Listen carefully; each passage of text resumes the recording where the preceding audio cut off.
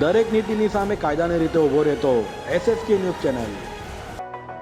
સુરતમાં હવામાન વિભાગની આગાહી પ્રમાણે આજે વહેલી સવારથી જ વરસાદી માહોલ છે। શહેરના અનેક વિસ્તારોમાં વહેલી સવારથી હળવો વરસાદ પડી રહ્યો છે। અત્યાર સુધીમાં સરેરાશ 1 ઇંચ જેટલો વરસાદ પડ્યો છે। સુરત જિલ્લામાં સિઝનના 45.6 ઇંચ સાથે 78% વરસાદ થયો છે, જ્યારે દક્ષિણ ગુજરાતની જીવાદોરી ઉકાઈ ડેમની સપાટી મહિનામાં 16 ફૂટ વધી છે।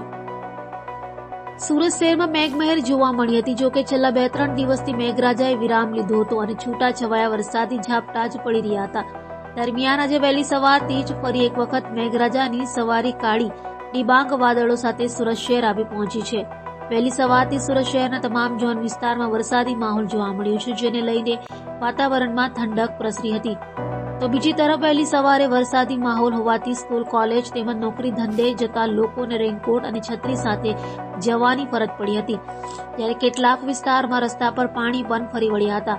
સુરત સિટીમાં 1 ઇંચ જેટલો હળવો વરસાદ પડ્યો છે। સુરત જિલ્લાની વાત કરીએ તો સવારે 6 થી 10 વાગ્યા સુધીમાં ઓલપાડ, માંગરોળ, ઉમરપાડા, માંડવી, કામરેજ, ચોરાસી, પલસાણા, બારડોલી અને મહુવામાં પણ વરસાદ નોંધાયો હતો।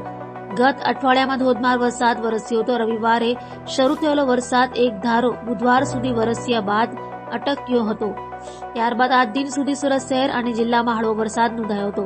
સુરત શહેર અને જિલ્લાનો મોસમનો કુલ 1140 મીમી અને સરેરાશ 45.6 ઇંચ સાથે 78% વરસાદ નોંધાયો છે। ઉકાઈ ડેમના ઉપરવાસમાં ઝાઝો વરસાદ વરસ્યો નહીં હોવાથી અત્યાર સુધીમાં પર રેનગેજ સ્ટેશનમાં સરેરાશ 13.52 ઇંચ વરસાદ વરસવાની સાથે સપાટીમાં એક મહિનામાં 16 ફૂટના વધારા સાથે આજે સાંજે 321.89 ફૂટ થઈ હતી, જે રૂલ લેવલ કરતા 11 ફૂટ ઓછી અને ગત વર્ષ કરતા વર્ષે હજુ પણ 8 ફૂટ ઓછું પાણી ડેમમાં આવ્યું છે।